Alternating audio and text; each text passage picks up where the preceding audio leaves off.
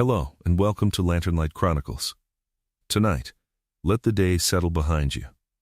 Let your shoulders grow heavy, and let your breathing slow, because we are going to travel a very long way back in time, to a world of sand and sunlight, of iron and dust, of vast stone amphitheaters that could hold the roar of 50,000 voices at once. Imagine, for a moment, that you are standing in the cool blue hour just before dawn in the city of Rome, nearly 2,000 years ago. The streets are quiet. The great fountains murmur to themselves in the empty squares. The bakers are lighting their ovens, and the smell of warm bread drifts along the narrow lanes. And rising above the rooftops, catching the very first gray light of morning, is an enormous ring of stone. The Colosseum, the Flavian Amphitheater, the largest building of its kind ever raised by human hands in the ancient world.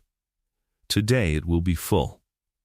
Today, tens of thousands of people will pour through its 80-arched entrances to watch men fight, and sometimes die, upon its sand. And somewhere beneath that great stone ring, in the darkness under the arena floor, a man is waking. He has not slept well. Few of them ever do, on the night before. He lies on a narrow cot in a small cell, listening to the distant sounds of the city stirring above him, and he wonders, as he has wondered every morning of this strange life, whether this will be the day he does not come back. He is a gladiator. And tonight, we are going to walk beside him. We are going to discover who these men truly were, beneath the myths and the movies. We will learn where they came from, and how a frightened captive or a desperate free man was transformed, through brutal training and iron discipline, into a fighter whose name could be chanted by an entire city. We will step inside the gladiator school, the ludus, and smell the sweat and the oil in the barley porridge. We will follow our fighter through the long day of the games, from the gates beneath the arena to the blinding light of the sand. We will meet the strange and specialized warriors he might face, each armed and armored in his own particular way. We will sit among the crowd and feel the heat and the noise and the terrible, thrilling closeness of death. And we will ask the question that has haunted this subject for centuries. Were these men victims, or were they heroes, slaves or celebrities, condemned criminals or the most admired athletes of their age? The truth, as it so often is stranger and sadder, and more human than any simple answer. But before our journey begins, if you find these quiet histories a comfort at the end of your day, please take a moment to like this video and to subscribe. It is a small and generous thing, and it helps these stories find the others who might need them. And now, let us leave the modern world behind and step down into the sand. To understand the gladiator, we must first understand where he came from. And the answer takes us further back still, before the great amphitheaters, before the emperors, to the misty and half-legendary early days of Rome and her neighbors. For the fights that would one day fill the Colosseum did not begin as public entertainment at all. They began, if the ancient writers are to be believed, as something far older and far darker. They began as funerals. In the early Roman world, and among the Etruscan and Campanian peoples to the south, there was a belief that the spirits of the honored dead required blood. When a great man died, his family would hold elaborate funeral games. And among these rites was a custom in which armed men would fight beside the tomb, spilling their blood as an offering to appease the departed soul and to honor his memory. The Latin word for these grim spectacles was munus, which means a duty, an obligation, a gift owed to the dead. The men who fought in them were called by many names over the centuries, but the one that has survived is gladiator, from gladius, the short Roman sword. A gladiator was, quite literally, a swordsman. The first recorded gladiatorial combat in Rome is said to have taken place in the year 264 before the Common Era, during the funeral of a nobleman named Junius Brutus Para. 3 pairs of fighters were set against one another in the cattle market, the Forum Boarium, to honor his passing. It was a small and solemn affair, but something about it caught the imagination of the Roman people, and over the following centuries that small, solemn affair grew and grew. and grew, until it had swelled into one of the largest and most expensive forms of entertainment the world had ever seen. By the late years of the Roman Republic, ambitious politicians had discovered what every showman since has understood, that a crowd that is entertained is a crowd that is grateful. A wealthy man who wished to be elected, who wished to be remembered, who wished to buy the affection of the mob, could do no better than to sponsor a great show of gladiators. The funeral connection lingered as a kind of respectable excuse, but everyone understood the real purpose. These were displays of power and generosity. The bigger the show, the more pairs of fighters, the more exotic the beasts, the more magnificent the sponsor appeared. Julius Caesar himself, in his rise to power, staged games so lavish that the Senate grew alarmed and passed laws to limit how many gladiators any one man could keep, for fear that these private armies of trained fighters might be turned to darker uses. And in that fear there was wisdom, as we shall see. It is worth pausing here, in the soft early light of this history, to consider how strange it is that a rite for the dead should have become the greatest amusement of the living. The origins of the custom lie not purely in Rome, but among her neighbors and teachers, the Etruscans to the north, and the peoples of Campania to the south. The Etruscans were an old and mysterious civilization, and they were, above all things, a people preoccupied with death and the world beyond it. Their tombs, painted with vivid scenes of feasting and dancing and games, tell us how deeply they believed that the dead lived on, and that the living owed them care and honor.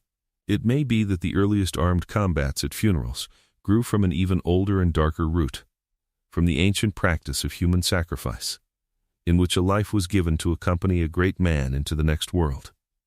Over time, perhaps, this grim offering softened into a contest, a fight in which the outcome was left to skill and chance rather than simply decreed, so that the blood was still shed, but the man was given the dignity of a struggle.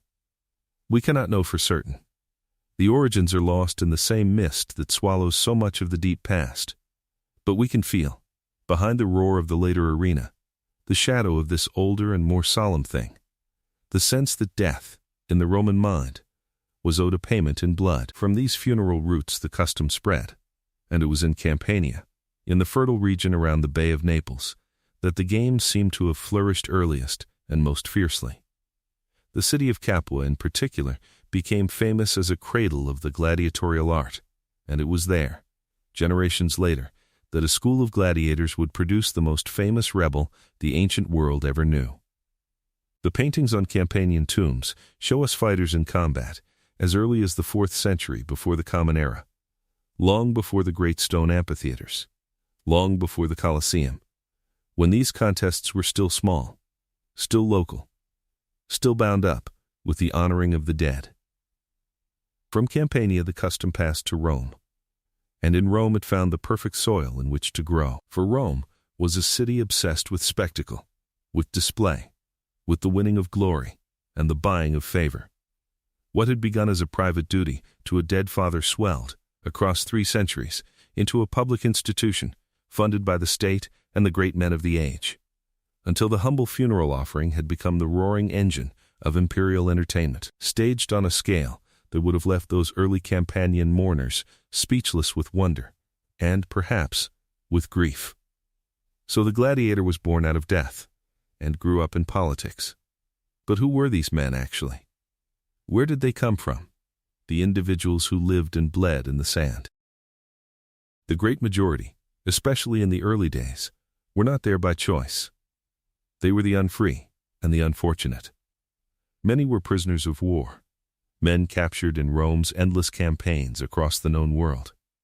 A Thracian tribesman taken in the mountains of the Balkans, a Gaul seized in the forests of the north, a Numidian horseman from the deserts of Africa, a Jewish rebel from the wars in Judea. These men, having fought against Rome and lost, found themselves shipped in chains to the heart of the empire, where their fighting skills, the very skills that had made them dangerous, could be turned into profit. Some of the gladiator types were even named for these conquered peoples. The Thracians, or Thracian, fought in a style meant to evoke Rome's old enemies from the northeast. The Samnite recalled a people from the mountains of Italy, whom Rome had subdued long before. To watch these fighters was, in a sense, to watch Rome's enemies defeated again and again, endlessly, for the pleasure of the conquerors. Others were slaves who had been sold to the games, sometimes as punishment for some offense. Sometimes simply because a cruel or desperate master saw a way to make money from a strong body. Still others were condemned criminals. The Roman legal system had a category of punishment called damnatio ad gladium, condemnation to the sword, and another, even harsher, called damnatio ad bestias, condemnation to the beasts. Men sentenced in these ways were essentially condemned to die in the arena, though the manner and the timing of that death might vary. The lowest of these were given little training and less hope. They were meant to die, and to die publicly, as a lesson to all who might think of breaking Rome's laws. And yet, and here is one of the great surprises of this history, not every gladiator was a slave or a prisoner. As the centuries passed and the games grew ever more popular, a strange thing happened. Free men began to volunteer. They signed away their freedom of their own accord, taking an oath so severe that the Romans themselves spoke of it with a kind of horrified fascination. The gladiator's oath, the Sacramentum Gladiatorium, bound a man to endure being burned, to endure being bound, to endure being beaten, and to endure being killed by the sword. He surrendered his body utterly to the master of the school. Why would any free man do such a thing? For some, it was desperation. A man drowning in debt, with no other way out, might sell himself to a gladiator school for a lump sum that could rescue his family. Gambling that his strength and skill might carry him through the years of his contract and out the other side. For others, it was the strange lure of glory.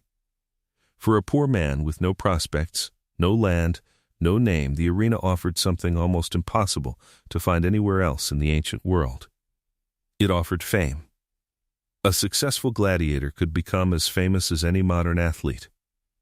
His name scrawled on the walls of the city, his face painted on lamps and cups, his victories celebrated by crowds who did not care that he had been born with nothing.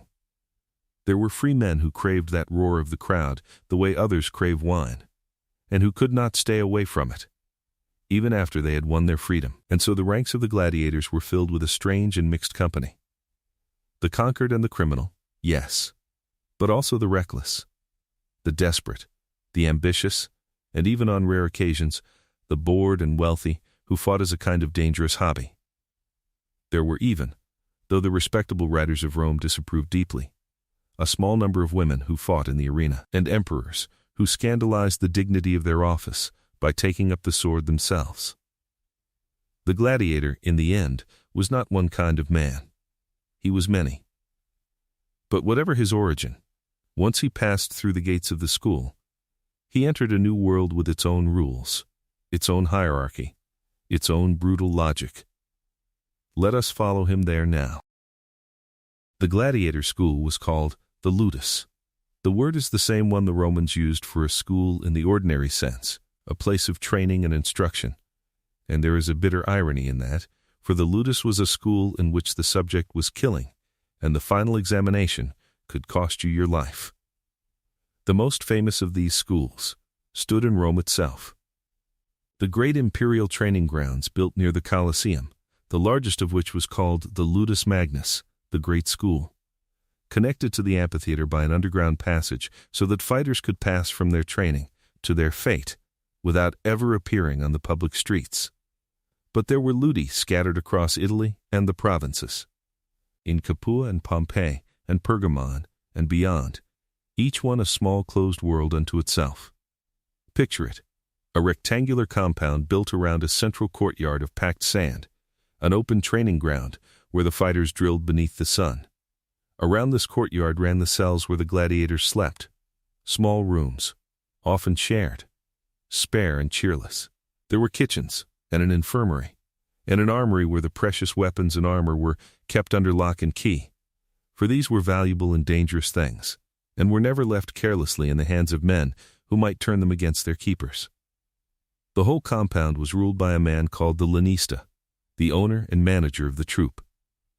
A figure regarded by Roman society with a peculiar contempt.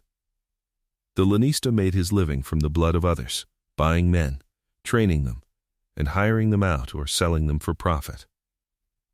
He was, in the eyes of respectable Romans, one of the lowest of all professions, and yet a successful lanista could become quite wealthy, for a well-trained gladiator was an expensive and valuable piece of property.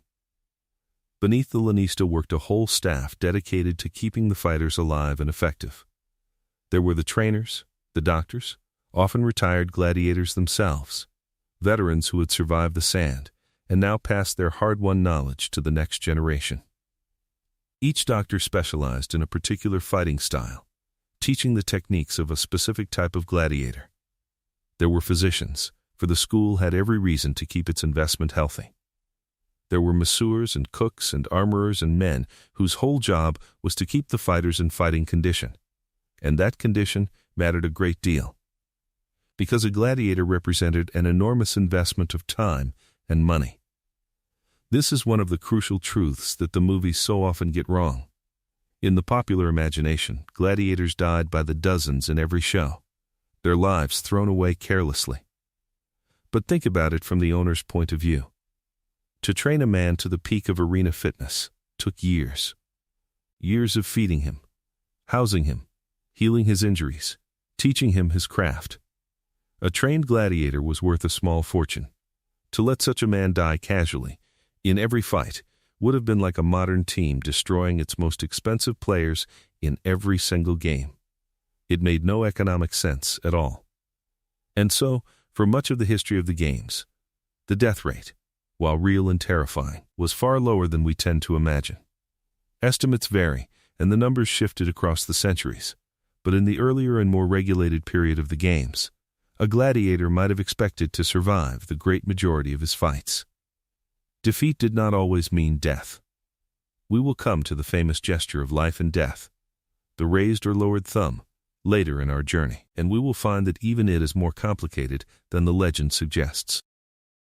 The daily life inside the ludus was one of relentless discipline. The gladiators rose early and trained hard, day after day, drilling the same movements until they became as natural as breathing. Much of their training was done not with real weapons, but with wooden practice swords and heavy training equipment, and a central tool of their education was the palace, a thick wooden post planted in the training ground. Against this silent, unflinching post, the gladiator practiced his strikes and thrusts, learning to aim his blows, learning the reach of his weapon, learning to move around an opponent, hour after hour, day after day. So central was this post to their training that the ranks of gladiators within a school were sometimes described by their relationship to it. A first-rank fighter might be called a primus pallis, a first postman, a mark of his skill and standing. Let us slow down for a moment and simply live inside one ordinary day at the school, for it is in the ordinary days, far more than in the great spectacles, that a gladiator spent the vast majority of his strange life. He wakes before the sun, in the gray half-light, on his narrow cot in the small shared cell. The stone is cold beneath his bare feet. From the courtyard comes the sound of the other men stirring, the low murmur of voices in a dozen languages. For the gladiators of a great school were gathered from every corner of the empire and beyond. And a man might sleep beside a Gaul, and train beside a Syrian, and eat beside a Numidian, all of them bound together by the same oath and the same fate. There is the smell of wood smoke and barley porridge from the kitchens. There is the distant clang of the armory being opened. The weapons counted out under the watchful eye of the guards, for the blades were never left where desperate hands might seize them. The morning meal is simple and heavy, the porridge of barley and beans that built the padding of flesh over the muscle. And then the long day of training begins. The men file out into the central courtyard of packed sand, and the trainers, the doctors, take them through their drills. There is the endless work at the wooden post, the palace, the thousands upon thousands of strikes and thrusts against the silent, unyielding wood, until the movements are burned so deep into the body that they no longer require thought, until the sword becomes an extension of the arm, and the shield a part of the man himself. There is sparring with wooden weapons, heavier than the real thing, so that when the day of the fight comes, the true blade will feel light and quick in the hand. There is the building of strength and endurance, the running, the lifting, the conditioning of a body that must be able to fight for its life under a stifling helmet in the killing heat of the afternoon. The trainers watch, and correct, and demand, again and again. For they were once fighters themselves, and they know that every sloppy habit left uncorrected in the school is a wound waiting to happen on the sand. The discipline was harsh, and the freedom was almost non-existent. A gladiator lived under lock and guard. His days were ordered from waking to sleeping. He could be beaten for disobedience, chained for rebellion, and the terrible oath he had sworn gave the master of the school the right to burn him, to bind him, to strike him, to kill him. And yet within this cage there was, as we have seen, a fierce community, and there was also a kind of pride. A gladiator was, after all, a trained and dangerous man, an object of terror and fascination to the ordinary people who could never have hoped to face him. He belonged to a brotherhood set apart from the world, marked by his profession, feared and admired in equal measure. In the evenings, when the training was done, the men would tend their bruises and their weapons, would talk of past fights and future ones, would gamble and boast and grieve for fallen comrades, and would try, as men in every desperate circumstance have always tried, to make some kind of life in the narrow space that fate had left them. And then the darkness would come, and they would return to their cells, and lie awake in the quiet, each man alone with his thoughts and his fears, until sleep or the dawn came to claim him. The food, contrary to what we might expect, was not the lean diet of a modern athlete. Roman writers and, remarkably, the physical evidence of Gladiator remains uncovered by archaeologists, tell us that gladiators ate a diet heavy in barley and beans. They were sometimes mockingly called hordeiri, barley men, barley eaters. This starchy, carbohydrate-rich diet had a purpose. It built up a layer of fat over the muscle. Now, to a modern eye trained on the lean physiques of movie gladiators, this seems strange, but there was sound reasoning behind it. A layer of fat over the muscles offered a kind of natural padding. A slashing wound to a fatty area could bleed dramatically, thrilling the crowd, without necessarily severing the muscles, tendons, and vital structures beneath. A gladiator who could take a cut and keep fighting, whose wounds looked worse than they were, had a better chance of surviving to fight another day. So the barley eaters carried a padding of flesh over their considerable strength, a physique built not for beauty, but for endurance and survival. There is even evidence, from the chemical analysis of gladiator bones, that they consumed a drink made from plant ashes, rich in calcium, perhaps a kind of tonic to strengthen bones and aid in the healing of injuries. Everything about their care was calculated toward one end, keeping this expensive fighting machine in the field as long as possible. And the care of the gladiator's body was not left to chance. The Romans, for all the cruelty of the arena, developed a sophisticated art of medicine around their fighters, and one of the greatest physicians of the entire ancient world learned his craft among them. His name was Galen, a Greek physician, whose writings would shape the practice of medicine for more than 1,000 years. And as a young man, before he became the doctor of emperors, he served as physician to the gladiators of Pergamon, in the province of Asia. It was among the wounded fighters of the arena that Galen gained his profound knowledge of the human body, of muscle and bone and sinew, of how a body is put together, and how it can be repaired. He treated the terrible wounds of the sand, the deep cuts and the broken bones, and the torn flesh, and he learned from them. He wrote with some pride of how few of his gladiators died under his care compared to those of his predecessor, boasting that he had kept them alive where others had let them perish. In the wounds of these despised fighters, the science of anatomy took a great step forward, and much of what later ages knew about the workings of the body was purchased with gladiatorial blood. There is a strange and sober justice in that thought, that the suffering of the arena should have yielded, almost by accident, a kind of knowledge that would go on to heal so many others across the centuries. The physicians tended not only the wounds of battle, but the general health of the fighters, prescribing their diet, their exercise, their rest. The gladiator was monitored, massaged, bled, and dosed with the remedies of the age. When he was hurt, his wounds were cleaned and stitched and bound. The infirmary of a great ludus was a place of real medical activity, and the survival of many a fighter owed as much to the skill of his doctors as to his own prowess with the sword. All of this was, of course, in the service of profit and spectacle rather than mercy. And yet the effect was real. These were among the most carefully tended bodies in the ancient world, kept in fighting condition by an apparatus of care that most ordinary people could never have hoped to receive.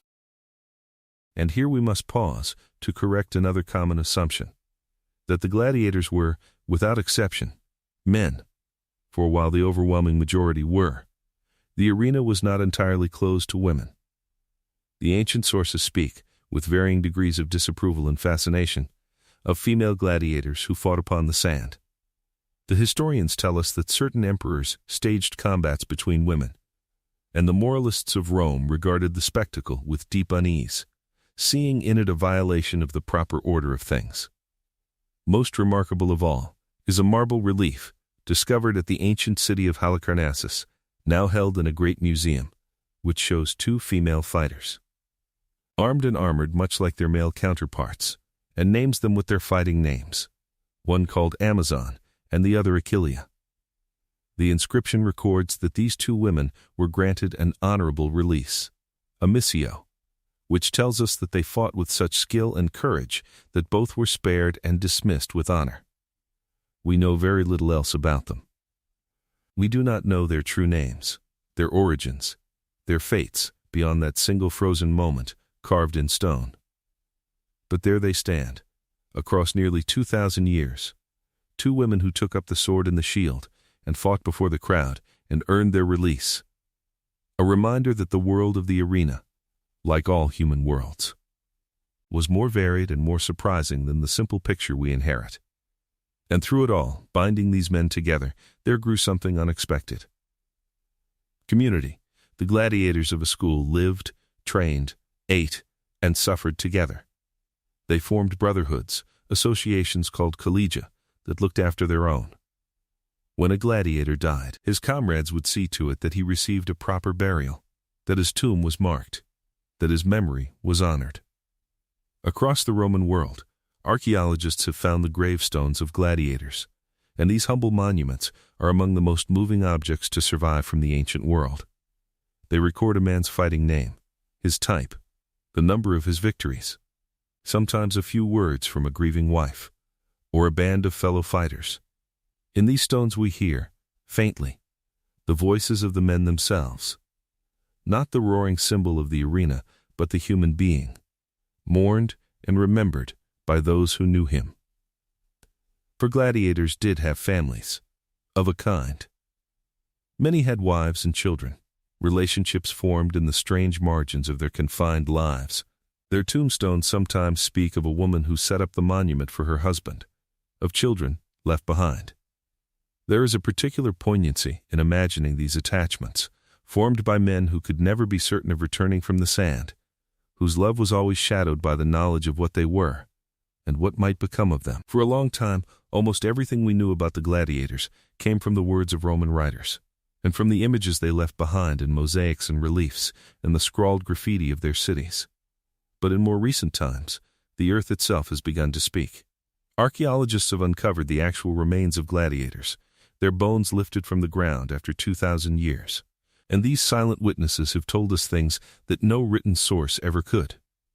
Near the ancient city of Ephesus, in what is now Turkey, a cemetery of gladiators was discovered, and the study of those bones opened a remarkable window into their lives and deaths. The skeletons bore the marks of a violent profession, healed injuries from old fights, powerful muscle attachments built up by years of training, and, in some cases, the clear evidence of the wounds that had killed them. Some skulls showed distinctive injuries, square holes that matched the shape of a trident's prongs, or the marks of a precise and deliberate blow to the head. perhaps the final mercy stroke delivered to a defeated fighter. The chemical analysis of these bones confirmed what the Roman writers had told us about the gladiators' diet, that it was heavy in grains and plants, the barley and beans of the hortieri, the barley eaters, and remarkably low in the kinds of food a wealthy Roman might eat. And the bones revealed that strange bone-strengthening drink of plant ash, its chemical signature still detectable after all these centuries, confirming that these men really did consume such a tonic to fortify their bodies. In the deep and patient study of these remains, the myths fall away and the real human beings emerge. Men who lived hard lives, who trained their bodies to extraordinary strength, who suffered injuries and sometimes healed from them, and who, in the end, met death by the sword or the trident on the sand. A similar discovery was made far away, in the north of England, in the city of York, which the Romans knew as Eboracum. There, a cemetery was uncovered whose occupants have been argued, though not proven beyond all doubt, to have been gladiators. The men buried there were strongly built and bore the marks of violence, and many had been decapitated, their heads placed carefully in the grave. One skeleton showed the unmistakable bite mark of a large carnivore, a lion or a bear, or a great cat, suggesting that this man had faced a beast in the arena, at the very edge of the Roman world, far from the great amphitheaters of Italy, in the cold and misty north. These graves remind us of just how vast the reach of the games had become, that even in distant Britain, at the empire's rainy frontier, men fought and died upon the sand for the amusement of the crowd, and were buried afterward by their comrades, their bones waiting quietly in the earth for the day, nearly 2,000 years later, when they would be lifted gently into the light and made, at last, to tell their story. Now let us imagine that the long training is done. Our fighter has spent his years at the post and in the drills. He has learned his weapons, hardened his body, absorbed the discipline of the school. A great show has been announced, sponsored by some wealthy magistrate seeking the favor of the crowd. And our gladiator's name is on the program. The night before the games, there was a strange and famous ritual. A public banquet called the Cena Libera, the free dinner, at which the gladiators who were to fight the next day were fed a lavish meal in view of the curious public. Spectators could come and gaze upon the men who might soon die, could study their faces, could speculate on who would win and who would fall. Some of the fighters, we are told, ate greedily, taking their pleasure while they still could. Others sat in grim silence, unable to touch the food, thinking of the dawn. It is one of the most human images in all of this history, the condemned and the hopeful sitting side by side at the same table, each facing the coming day in his own way. And then the day itself arrives. Let us walk through it. The Roman games, the Munera, were often part of a longer day of public spectacle that unfolded in a traditional sequence. The morning was frequently given over to the beast hunts, the venations, in which trained hunters called venatores fought and killed exotic animals brought at enormous expense from the farthest corners of the empire. Lions and leopards from Africa, bears from the northern forests, and creatures the Roman crowd had scarcely imagined, all were slaughtered in the arena, in displays of Rome's mastery over the wild and distant world. These hunts were spectacles of wealth, and reach as much as of blood, a way of showing that Rome could summon the beasts of the whole earth and destroy them for an afternoon's amusement. Around midday came a grimmer interlude, one that the Roman writer and philosopher Seneca described with genuine horror in a famous letter.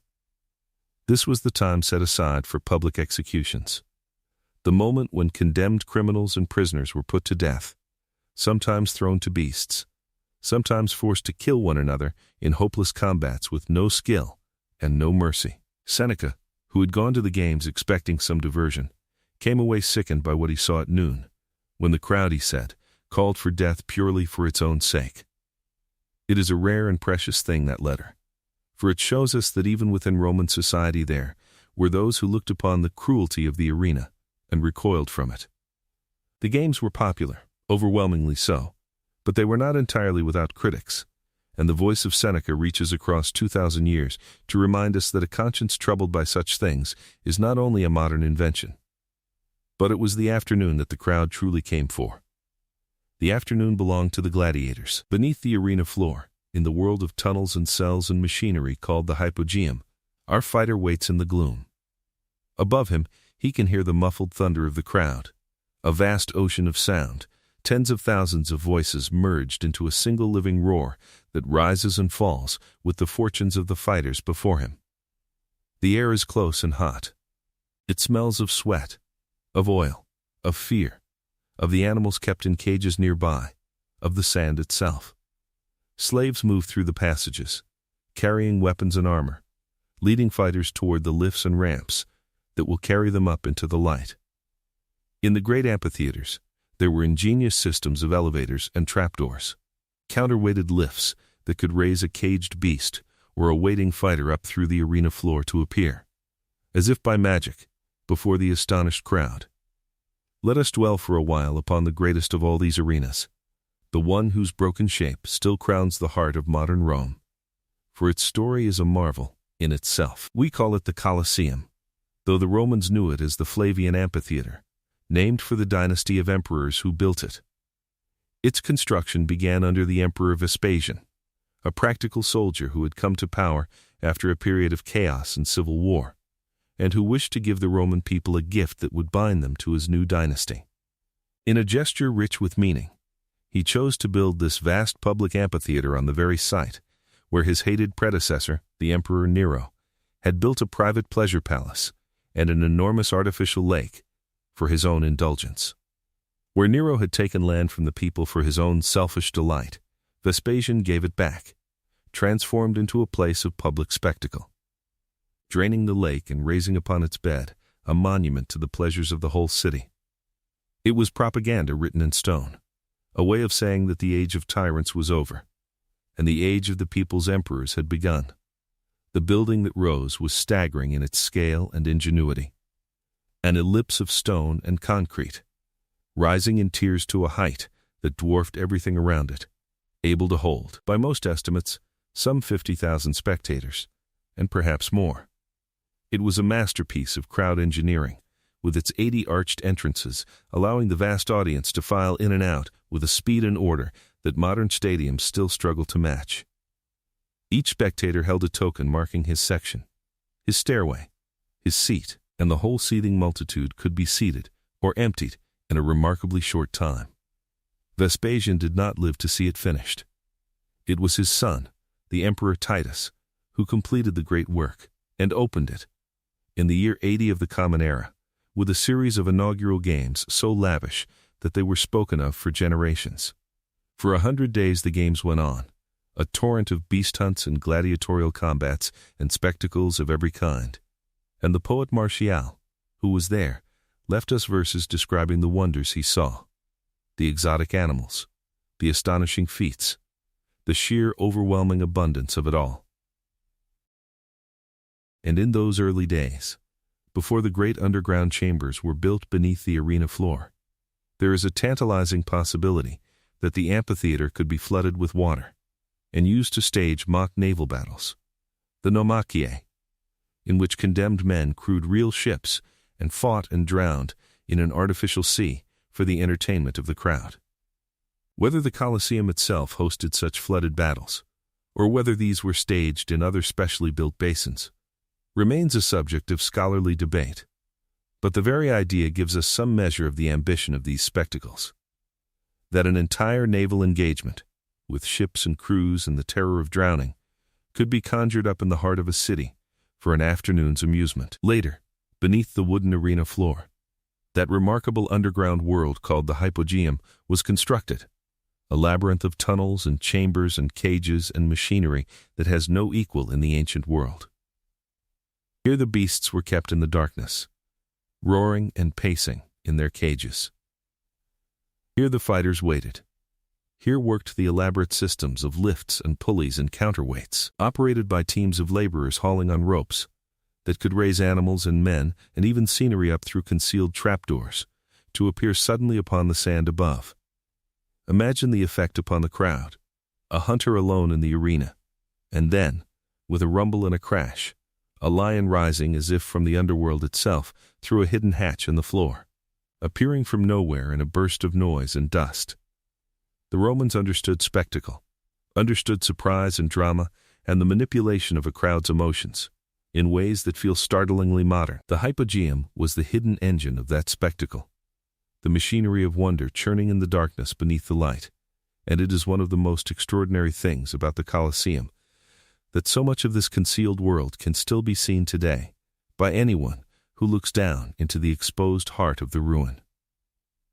Our gladiator is armed and armored now. The pieces have been fitted to his body by the attendants, and each piece is particular to his fighting type. For the Romans loved variety, and had developed, over the centuries, a whole taxonomy of gladiator styles, each with its own distinctive equipment, each designed to be paired against another in a contest of contrasting strengths and weaknesses. Let us take a moment to meet some of them. For to understand a gladiator fight is to understand that it was never simply two men flailing at one another. It was a carefully constructed contest, almost a kind of living game of stone and steel, in which the whole art lay in how different weapons and different defenses were matched against each other. Consider first the murmillo, one of the most recognizable of all gladiator types. He was a heavily armed fighter who carried a large, tall shield of the kind the Roman legions themselves used, and a short sword, the gladius. His most striking feature was his helmet, a great crested helm with a broad brim and a grill that covered the whole face, often decorated with a stylized fish. For the name murmillo may derive from a kind of fish, and this piscine emblem gave him his identity. The murmillo was a fighter of the standing kind, protected by his shield, relying on strength and the steady grinding pressure of the legionary style. Against the murmillo was often set the Thrax, the Thracian, a lighter and more agile fighter. He carried a small, square shield, much smaller than the great shield of his opponent, and in place of the straight sword he wielded a curved blade called a syca, a wicked hooking weapon, designed to reach around the edge of an enemy's shield and strike at the unprotected back or side. Because his shield protected so little of his body, the Thrax wore extensive padding and armor on his limbs, high greaves that reached up his thighs to compensate for the small shield's limited coverage. His helmet was crested and often topped with the head of a griffin, a creature associated with the goddess of vengeance. The contest between the heavily shielded murmillo and the curved blade of the nimble Thrax was one of the classic pairings of the arena, a study in the eternal contest between the wall and the hook, the fortress and the flanking blade. Then there was the hoplomachus, whose name means the armed fighter, a heavily armored gladiator equipped in a way meant to evoke a Greek warrior of old. He carried a small round shield and fought with a spear, which he could hurl or thrust, and a short sword held in reserve for when the spear was gone. His legs were heavily armored, his helmet broad, brimmed and crested.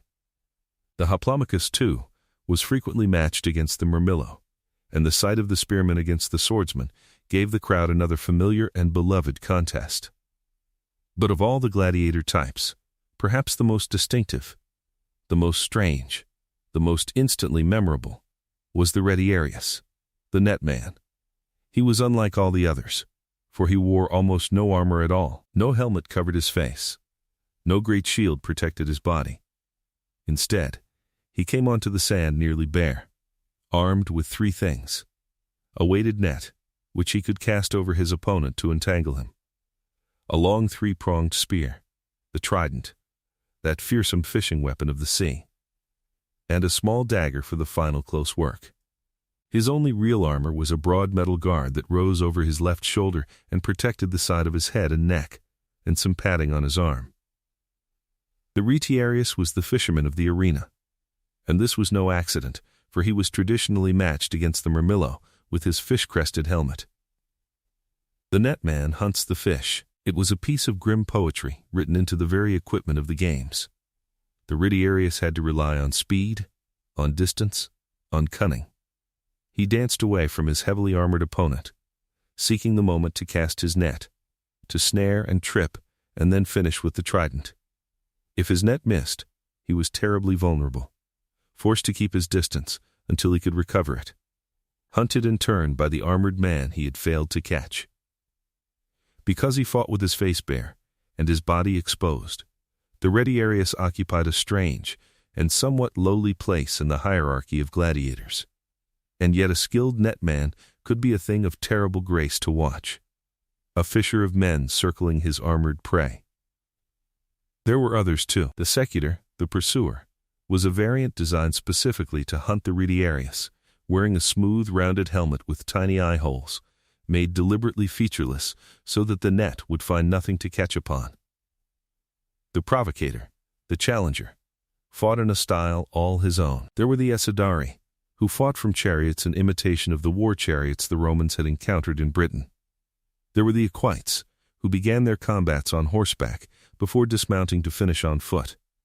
There were, even for the amusement of the crowd, mock fighters and novelty acts, and in the strange twilight of the games, exotic and unusual combatants of every kind. Among the rarer and stranger types, there was the Dimicaris, the two-blade fighter, who scorned the shield entirely and fought instead with a sword or a dagger in each hand, a whirling, aggressive style that traded all defense for the promise of overwhelming attack. It was a spectacular and dangerous way to fight, for a man with a blade in each hand and no shield had nothing to hide behind, and could only win by ending the contest quickly. There was the Sagittarius, the archer, who fought with a bow, sending arrows across the sand in a contest of a very different kind, and the mounted fighters, the equites, who thundered into the arena on horseback in matching white tunics with light lances, before dismounting to finish their combat on foot in the traditional way. There were the Essidari, the chariot fighters, who fought from and around light two-wheeled chariots driven by a companion, recreating for the Roman crowd the strange and frightening war chariots that Julius Caesar's legions had first encountered on the shores of distant Britain. And there were the grimmer novelties, the ones that shaded from sport into pure spectacle of cruelty. There was, if the sources are to be believed, the undebata, a fighter forced to do combat in a helmet, with no eye holes at all, blinded, stumbling, flailing at an opponent he could not see, while the crowd shouted directions and roared with a laughter that is painful to imagine across the centuries. Such fights were not tests of skill, but exhibitions of helplessness. And they belong to the darker and more shameful corners of this history, reminders that the games could descend, at their worst, into simple sadism, the enjoyment of another's terror and confusion for its own sake. Distinct from the gladiators proper were the men who fought the beasts, and it is worth drawing this distinction clearly, for it is often blurred. The Venator was a hunter, a skilled fighter who pursued and killed wild animals in the great morning hunts, sometimes with astonishing displays of courage and technique, vaulting over charging bulls, facing down lions and leopards with spear and shield. The bestiarius in some usages was a lower figure, one condemned to face the beasts with little skill and less hope. The wretched criminal thrown to the animals as a form of execution. Between these two, the admired hunter and the condemned victim, lay a whole spectrum of men whose task was to confront the wild creatures of the empire, brought at colossal expense from Africa and Asia and the farthest edges of the known world. The scale of this slaughter of animals was staggering. In the grandest games, thousands of beasts might be killed across a series of days. Lions and elephants and rhinoceroses and giraffes and creatures the crowd had never seen before and would never see again. Whole species driven toward local extinction in the provinces to feed the arena's endless appetite for wonder and death. It is one of the quieter tragedies of this history. The destruction of the wild. The emptying of the forests and the plains of Africa to fill an afternoon in Rome. The whole point of these carefully designed types was contrast. A fight between two identical fighters would have been a mere test of strength and luck. But a fight between a heavily armored, slow, well-shielded Murmillo and a fast, exposed, net-wielding retiarius was a genuine contest of opposed principles. Armor against speed. The wall against the net.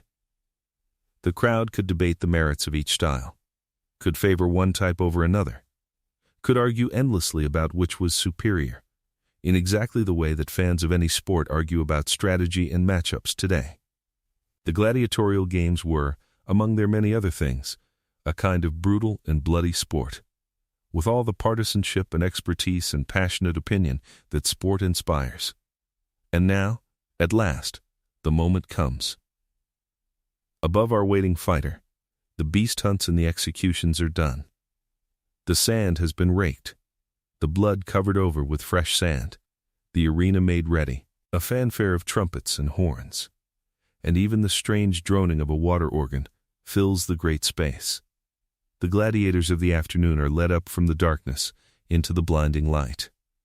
Imagine that transition. From the cool, close gloom of the tunnels, from months of waiting and training, our fighter steps suddenly into the vast, bright bowl of the amphitheater. The sun is fierce. Above the highest tier, a great awning, the velarium, is stretched on ropes by teams of sailors to shade the crowd, and the light that filters through it falls in colored patterns on the sea of upturned faces. And the noise. The noise is a physical thing. 50,000 people, packed tier upon tier, their voices merged into a roar that he can feel in his chest, in his teeth, in the soles of his feet. The whole world has narrowed to this ring of sand and this ocean of watching faces. There was often a ceremonial procession first, the pampa, in which the fighters paraded around the arena in fine cloaks, displaying themselves to the crowd and to the sponsor of the games, who sat in his place of honor. There is a famous phrase, often attached in the popular imagination to all gladiators, in which they are said to have hailed the emperor with the words, "Those who are about to die salute you." In truth, the ancient sources record this striking phrase from a single unusual occasion, a staged naval battle involving condemned men, and there is no good evidence that ordinary gladiators greeted the emperor this way before their fights. It is one of those vivid details that has grown, through centuries of retelling, into a supposed universal custom, when it was in fact a rare and specific moment. History is full of such things, small facts that swell into legends, and part of our journey tonight is to gently separate the two. The weapons were inspected before the fight, tested to be sure they were genuinely sharp, for the crowd would not tolerate a fixed or fraudulent contest. And then the pairs were matched. The fighters took their positions, and a referee, for there was indeed a referee, a man called the summa rudis carrying a long staff, stood ready to enforce the rules. For the games did have rules. This is another surprise that overturns the popular image. Gladiatorial combat was not a chaotic free-for-all, but a regulated contest, overseen by officials who could pause the action, who could enforce fair fighting, who could separate the combatants and reset the fight. A gladiator who violated the conventions could be punished. There was, within all the blood and terror, a strange formality, a code. And then the signal is given, and the fight begins. It is fast. Faster than the slow choreographed duels of the movies. Two trained men, each an expert in his craft, circle and probe and strike, testing one another, looking for the opening, the mistake, the moment of imbalance. The heavily armored fighter presses forward behind his shield, seeking to close the distance, to bring his sword to bear. The lighter, faster fighter dances away, jabbing, retreating, trying to tire his armored opponent under the crushing weight of helmet and shield in the afternoon heat. For heat and exhaustion were as much the enemy as the man across the sand. A gladiator's armor was heavy. His helmet was stifling, the world seen through a narrow grill, the air inside hot and close. To fight in such equipment, under the Roman sun, before a screaming crowd, was to fight against one's own failing body as much as against the opponent. The contest was often decided not by a single dramatic blow, but by the slow accumulation of fatigue, until one man could no longer lift his shield, could no longer keep his guard, and the opening came. The crowd, meanwhile, was anything but silent. They shouted advice and abuse. They called out the names of their favorites. They cried out habit, hock habit, he has it, he is hit, when a blow struck home. They surged to their feet at a clever move, groaned at a missed opportunity, roared for blood, or sometimes roared for mercy. For the crowd was fickle, and could be moved to admiration and even pity as easily as to bloodlust. A fighter who fought with exceptional courage, who refused to yield, who bore his wounds without flinching, could win the affection of the mob even in defeat. And this brings us to the most famous and most misunderstood moment in all of the gladiatorial games. The moment of decision. The moment when one fighter has been beaten, when he can no longer defend himself, when he raises a finger to appeal for mercy and throws down his shield in submission. What happens then? In the popular imagination, the answer lies in the thumb of the sponsor, or the emperor if he was present. Thumb up, the fighter lives. Thumb down, he dies. But the truth is more tangled and more uncertain than that neat picture suggests. The Latin phrases that survive in the ancient sources speak of a turned thumb, pollice verso, and of a pressed thumb. And scholars have argued for centuries about exactly what gesture each of these described. It is entirely possible that the thumb turned upward, which we take to mean life, actually signified the drawing of the sword and thus death, while the safe gesture, the sign of mercy, was the thumb pressed down, or hidden within the fist, as if to say, put your sword away, sheathe your blade. We simply cannot be certain. The one thing we can say is that the tidy modern code, thumb up for life and thumb down for death, is almost certainly a later invention, popularized by a famous 19th century painting, and may well have the reality precisely backward. What we do know is that the decision was a moment of high drama, and that it was shaped by many forces. The defeated fighter appealed for mercy. The victor stood over him, awaiting the verdict. The crowd made its wishes known in a great wave of sound, shouting for release or for death. And the sponsor of the games, watching the crowd's mood, weighing his own interests, made the final sign. Often, mercy was granted.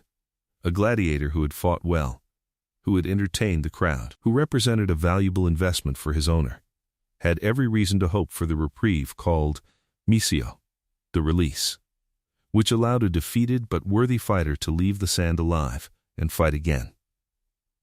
The sponsor had reasons of his own to grant mercy, for a lanista whose fighter was killed had to be compensated, and dead gladiators were expensive. Yet mercy was not guaranteed. A fighter who had disgraced himself, who had fought without spirit, who had tried to flee, could expect no pity. And if death was decreed, there was a grim ritual to it. The defeated man was expected to accept his fate with courage, to kneel and grip the thigh of his conqueror, and to receive the fatal blow without flinching. A final display of the discipline and the honor that the whole strange culture of the arena demanded. To die well was the last and highest test of the gladiator, and those who met it with steadiness were remembered with a kind of awe. The body of the fallen was removed with ceremony.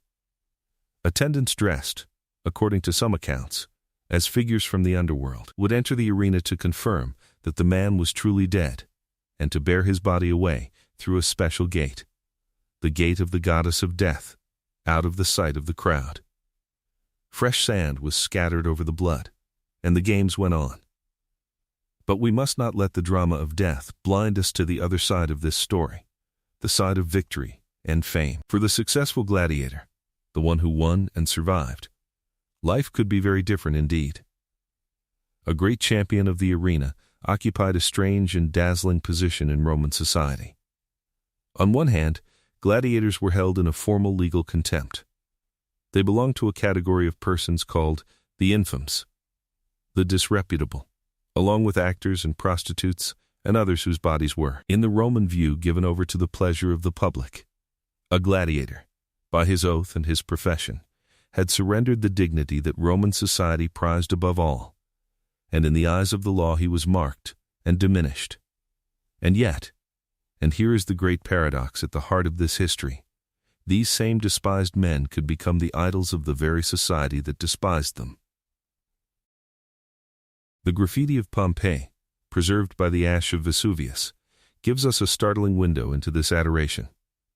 On the walls of that buried city, we find gladiators celebrated as heartthrobs, described in scrawled Latin as the size of the girls, the ones who made the young women swoon.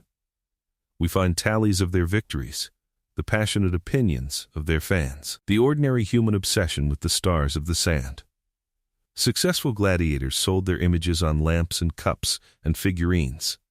Children played with gladiator dolls. Their blood was even believed to hold special powers, sold as a remedy or a charm.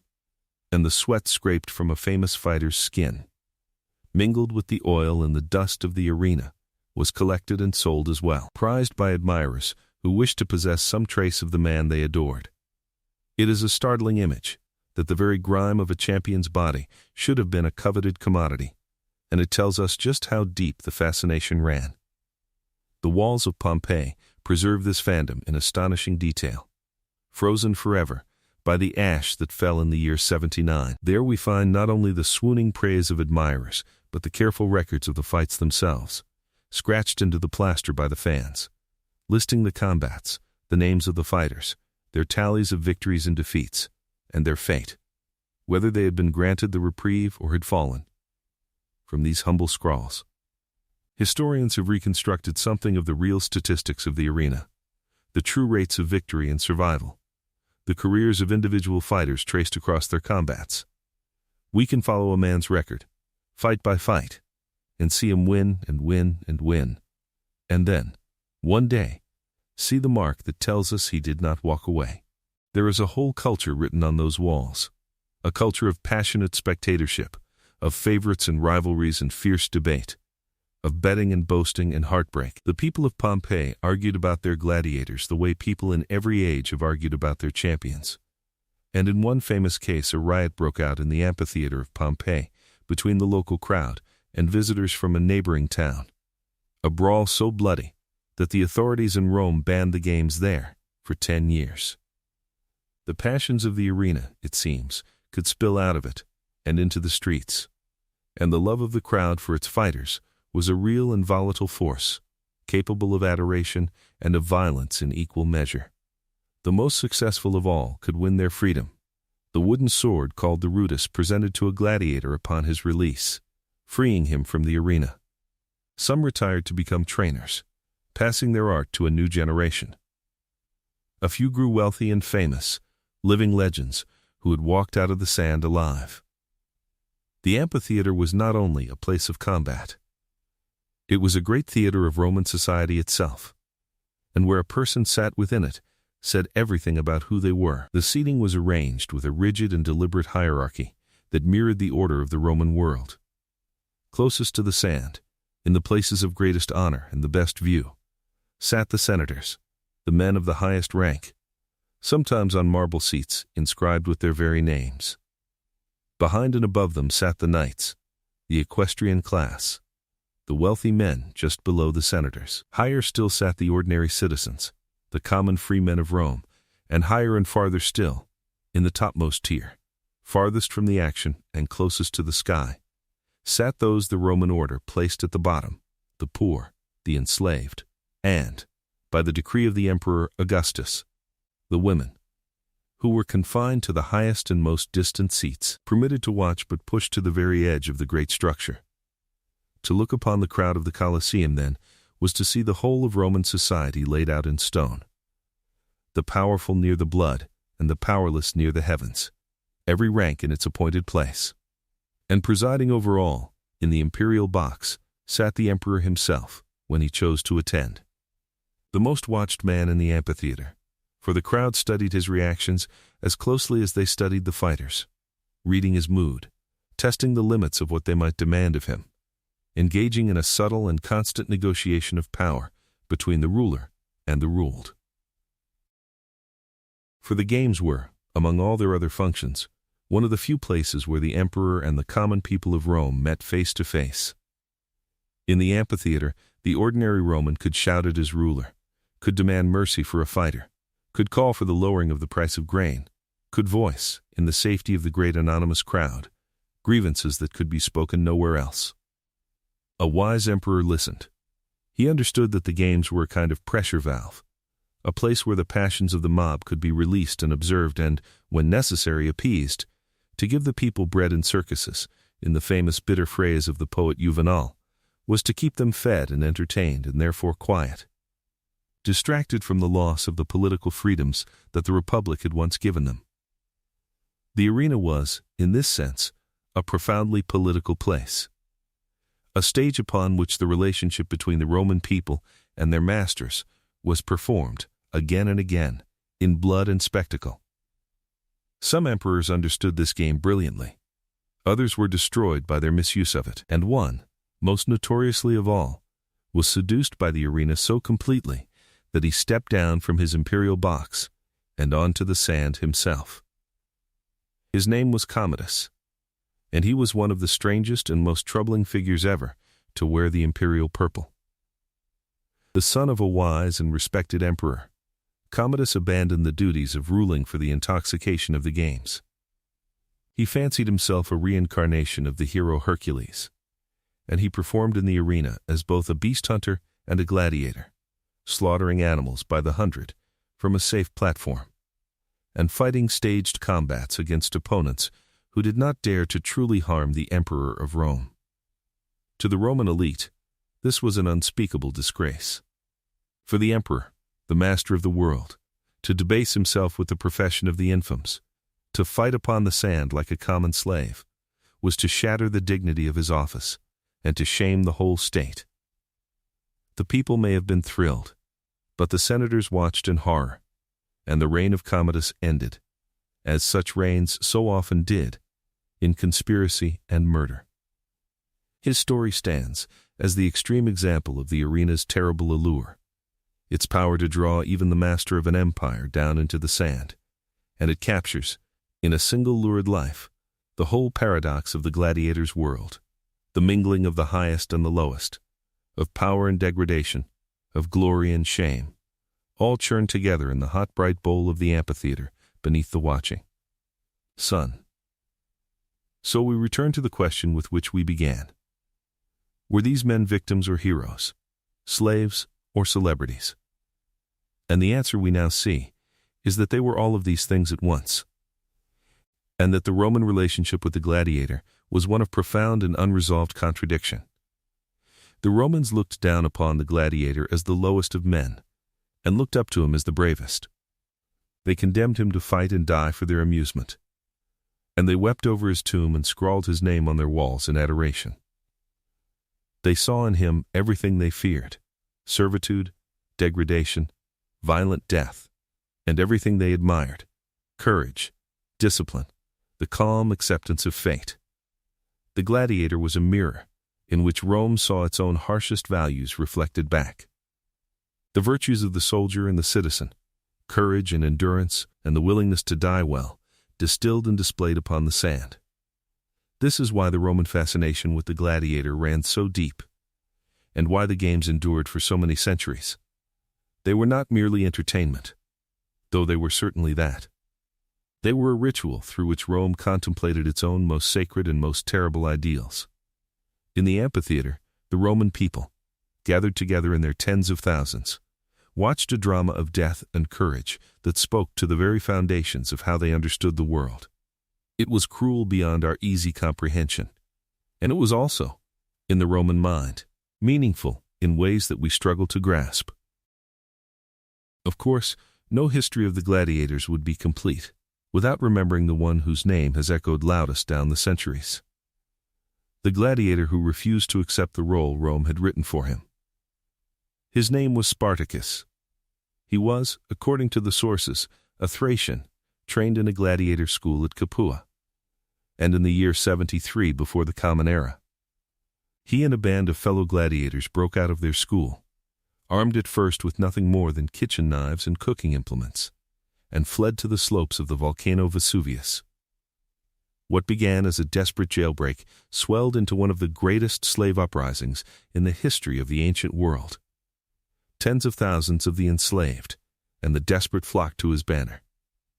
For 2 years, Spartacus and his followers defeated Roman army after Roman army, marching up and down the length of Italy, until at last the full might of Rome was brought to bear against them, and the rebellion was crushed with terrible severity. Thousands of the captured rebels were crucified along the road from Capua to Rome, a line of crosses stretching for miles. A warning to any who might dream of freedom, as Spartacus had dreamed. The man himself is said to have fallen in the final battle, though his body was never found. And in that missing body, that uncertain end, the legend of Spartacus was born, the gladiator who turned his sword against the masters, who reminds us, across all these centuries, that the men on the sand were not symbols or savages, but human beings who longed, as all human beings long, to be free. The games did not last forever. Nothing does. As the centuries passed and the Roman world changed, the great spectacles of the arena slowly faded. The rise of Christianity, with its very different vision of the sacredness of human life, turned an increasingly powerful current of opinion against the shedding of blood for sport. Emperors issued decrees restricting and discouraging the games. The economic troubles of the later empire made such lavish spectacles harder to afford.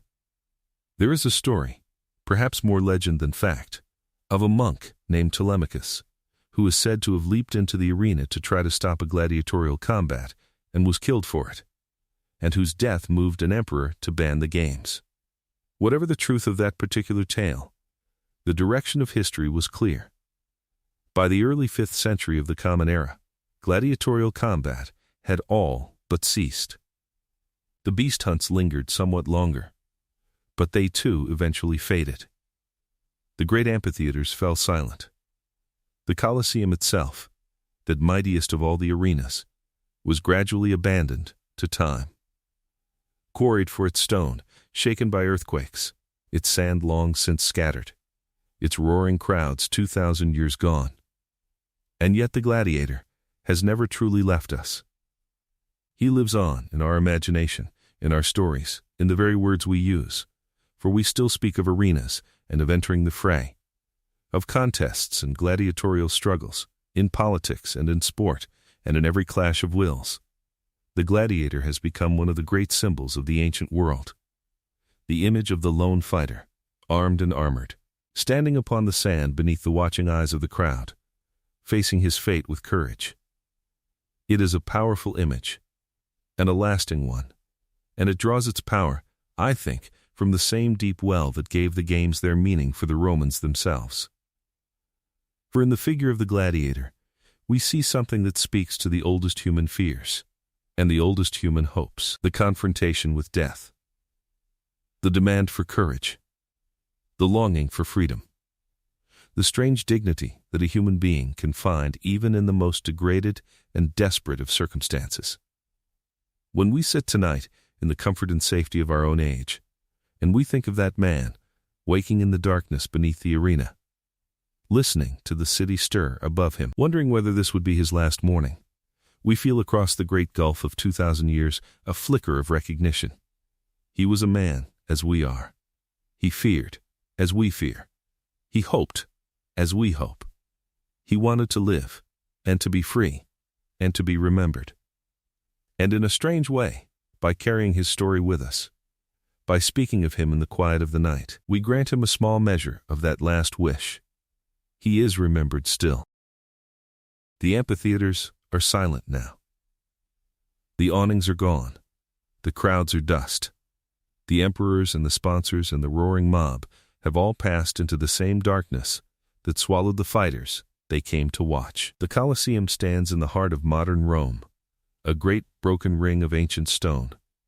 And each year millions of visitors walk its worn passages and gaze down into the pit where the hypogeum lay, where fighters and beasts once waited in the gloom for their moment in the light.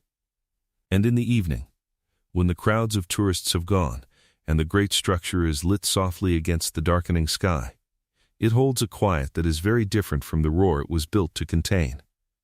It is the quiet of an ending, of a world that has passed, of a cruelty that has, at least in this form, been left behind.